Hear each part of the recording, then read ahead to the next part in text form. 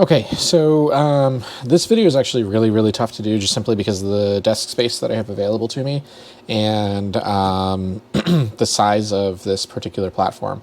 I have another camera that right now I'm just kind of filming in not an optimum situation. I probably shouldn't even make this video until I get myself into the right spot. But kind of what I wanted to go into really was just, I don't have a script or a storyboard or anything. What I really wanted to go into is some of the stuff that, you know, I fail to see when I was doing just general reviews of this particular rifle. I mean, there's tons of people that are, you know, out on the range and we're seeing, you know, their shots and whatnot. And maybe that's the appropriate type of video to make for this particular platform. But what we're looking at right now is the Ruger precision rifle in 338 Lapua. That is the model 18080, the 18080. And yeah, so again, extremely limited desk space here. I've never, you know, talked about something that was this large and thus trying to film it. So pardon the aerial view, pardon the awful amount of stuff that's going on the desk, and let's actually talk about this particular rifle. So I bought this gun because I really was, like, for the last couple of years, I've started getting into, or at least had a higher level of fascination with weird calibers. That's, I mean, there's nothing weird about this. It's just something not traditional, not something you see every single day. And out here in Oregon, we have a couple of different places that we're able to shoot publicly. And occasionally you'll see some interesting stuff pop up. But for me, I've always been out there with, you know, the really, excuse me, you know, common platforms. You've got people with ARs, their AKs, and lots of pistols. Shotguns, really common.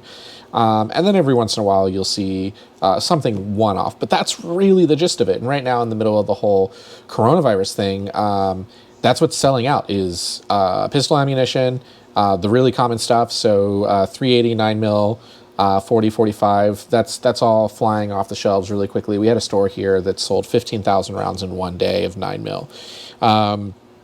But then once you hit up into the rifle calibers, you know, you're seeing your 22 LR is gone, 223, 556, 762. That stuff is pretty gone. 30-30, 30-06, 308. So anyway, but I told myself for the last couple of years, I said, I wanted something that was a little bit different. And something like crazy. And so on my list, I put down 3 different items on my list of things that I wanted to play around with for novelty purpose only, like knowing that there's no real world scenario that I'm ever going to need this. And so, and what I mean by that is that I carry concealed carry permit, and I have a philosophy of use for, you know, every different type of setup that I've got. And so, you know, when I proposed the question to my wife, not the question, I guess, but the ask of hey, I want to do this. This is why.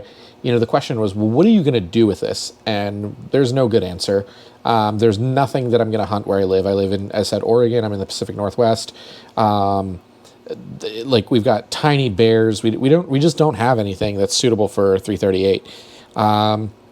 So yeah, I didn't really have an answer, but the 338, the Ruger precision rifle was on my list. The other 2 things that were on my list were the FN57 and 5.7 by 28, just a really neat gun. I went and got one of those first, and then second was this guy, the Ruger precision rifle in 338. And then the other last thing that's on my list is, and same deal. No, there is no practical reason for me to have it.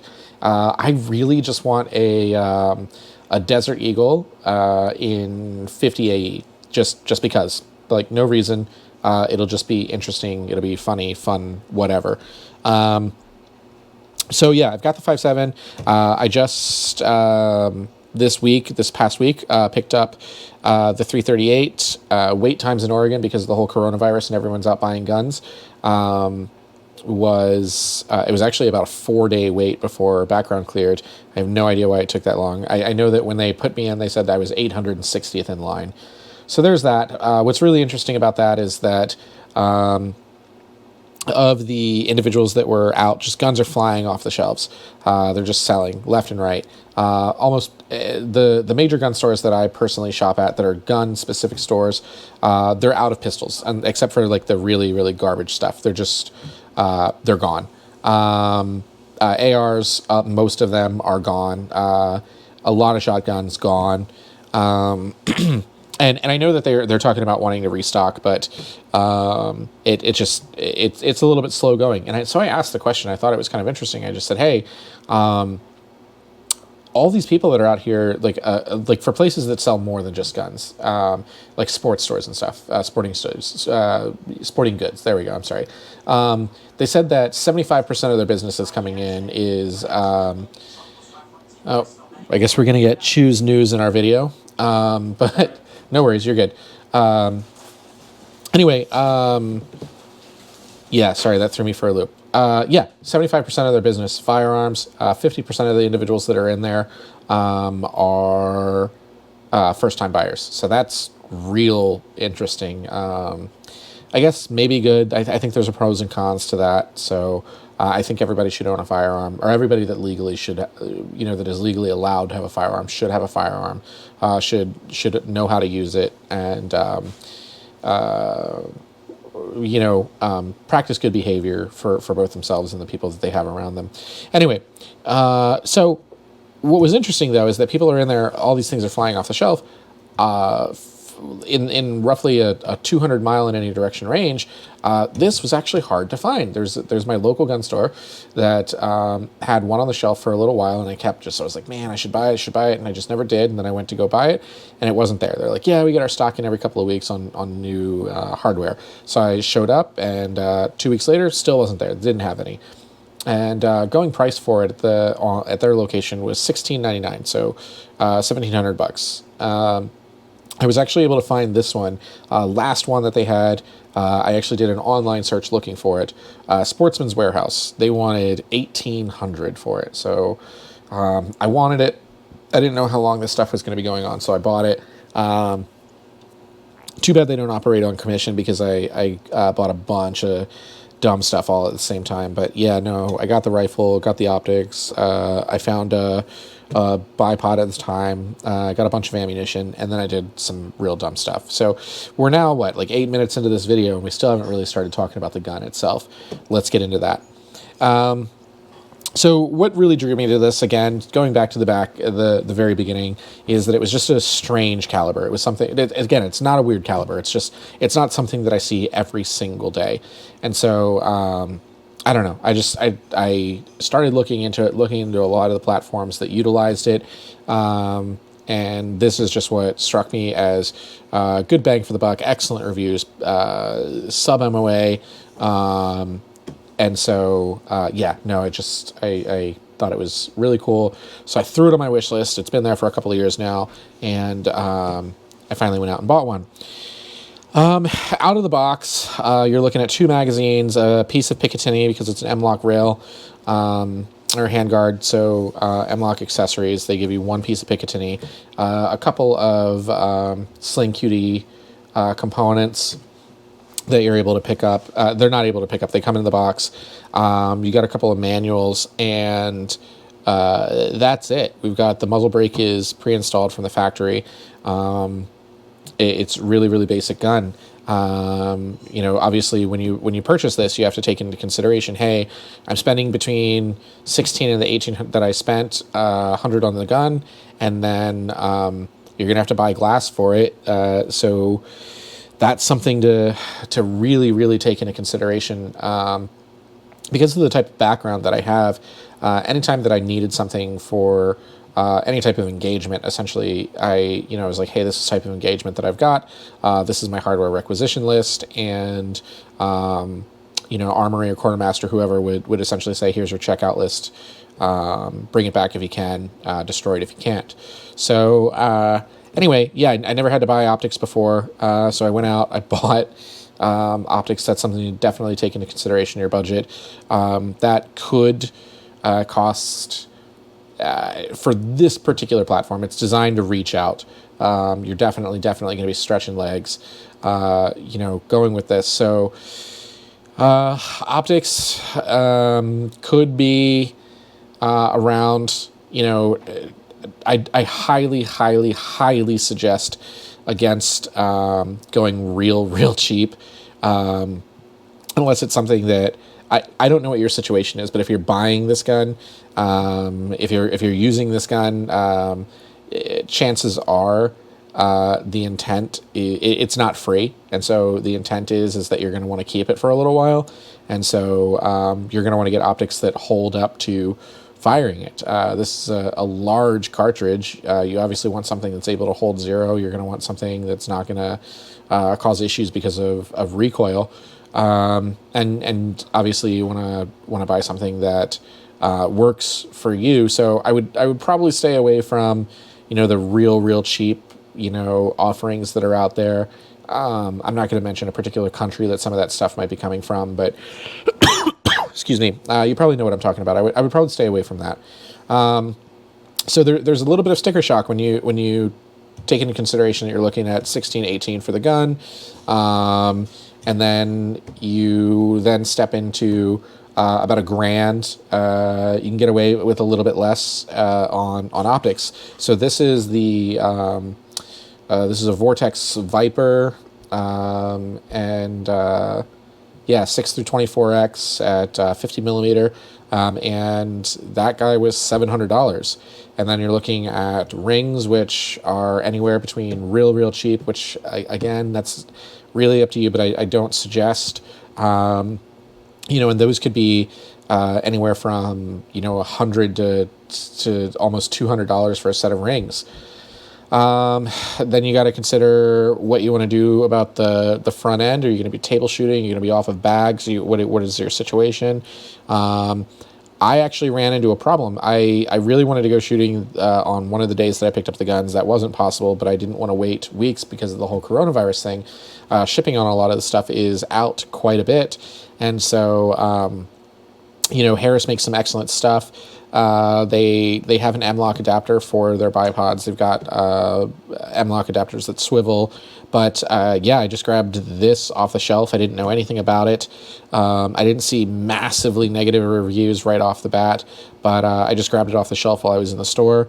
I think it's Caldwell. It looks like it's carbon fiber. I think it's about I don't know what that is. I think it's a 6 through 9 inch. It might be actually significantly more than 9 inch. I don't know what it is. I threw the box away. I figured I'd use it, see how well it held up, and if it does what I need it to do, it'll be great. If it doesn't, then I'll go something a different direction. But anyway, again, they give you the piece of Picatinny out of the box with the rifle itself. So grabbed this bipod, threw it on there. Everything else is completely there. So your optics, your rings, your bipod.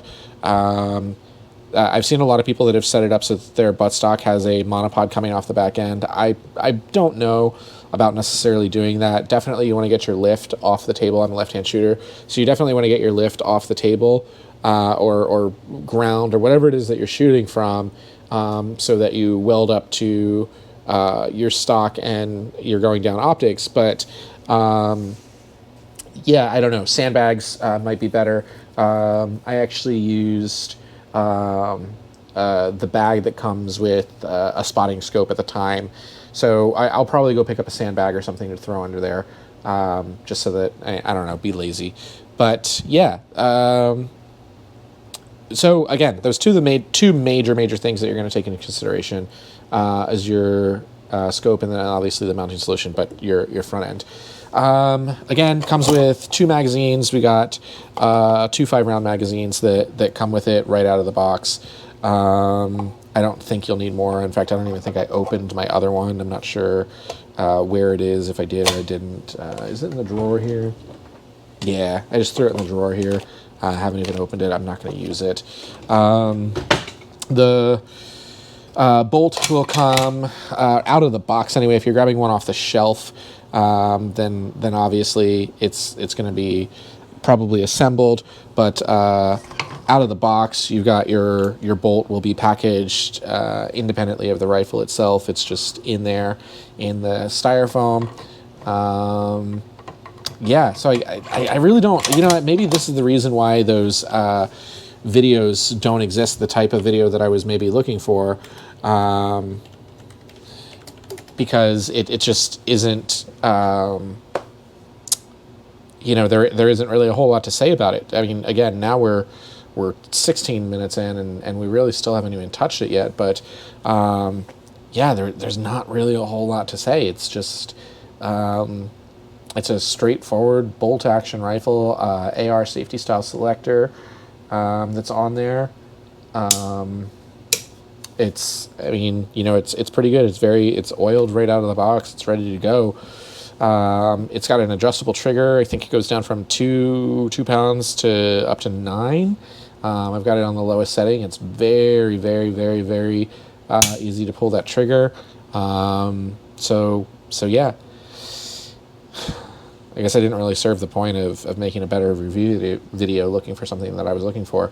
I guess there really isn't a whole lot to say other than if you're looking for a great rifle in 338, the RPR is the way to go. I have zero regrets about buying it. I've put about 60 rounds through it in day one, and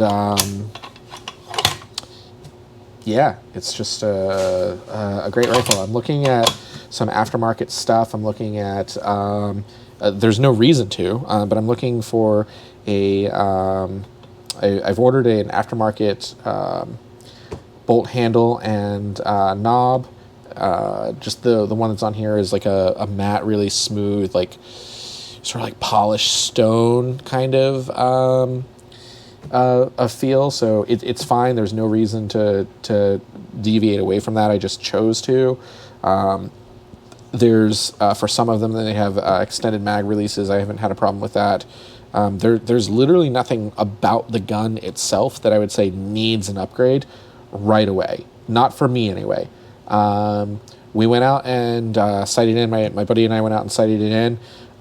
We had a fun time doing that. Problem is I totally forgot to torque down the rings all the way, and so we went through quite a bit of ammunition, and we were just like, man, like, we're correcting on the MOA, but somehow, it's still deviating, and we knew it wasn't the gun. We just didn't chalk it up. And then at the end of the day, I looked and I was just like, hey, you know what?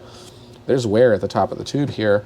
I can tell the tube's been sliding, but just so little. And it was like, but I can tell the tube's been sliding. So that was our problem. I just forgot to torque it down all the way. It wasn't like enough to be super, super noticeable. But yes, we're gonna have to go out and do it again. But it'll be fun. We had a lot of fun doing it. Yeah, I guess that's really it. I guess we'll wrap it here at 18 minutes, covering nothing about the gun, just a lot of history and rambling on about nothing and the accessories that you'll need. So I feel like I got away with a pretty good optics. Thus far, it's handled, a bunch on the front end, so I'm not super worried about it yet. When we're talking, $700 for this guy, $100 for rings, and $100 for a bipod, you're no longer talking, let's say you get it for that $1,700, $1,600, whatever, not the amount that I spent on it, but at that point, you're now looking at, excuse me, dying of corona. I'm not actually, so it's not funny, but I'm Asian, so it's some iteration of SARS, I'm sure. Anyway, yeah, no, I mean, so I would take into consideration your out the door price of just the gun. If you don't have optics, you don't have the accessories, you don't have any ammunition for it, maybe take the price of the gun that you're looking to buy and double it, and say that's what you need to get started out the door that day if you want to go shooting that day, with a good set of glass and support system to actually fire the weapon itself. Anyway, I guess that's really it. We'll wrap it. Thanks for listening to me ramble. If you have any questions, by all means, reach out. I would, if somebody gives me a direction to go in, something that they're curious about the gun, by all means, ask. If you have suggestions, for something that would be, I said I'm really into the kind of the weird rounds lately. Again, I've pretty settled on the 5.7, the 338, and 50 AE. But if you have something that you think would be really interesting for me to look at, by all means, reach out. I'd love to hear from you. I'm curious. So, cool. In the interim, have a great day. Be safe, whatever it is that you're doing. Stay home if you don't have anything that you need to be out doing because of the whole quarantine bit. But yeah, all right. Take care.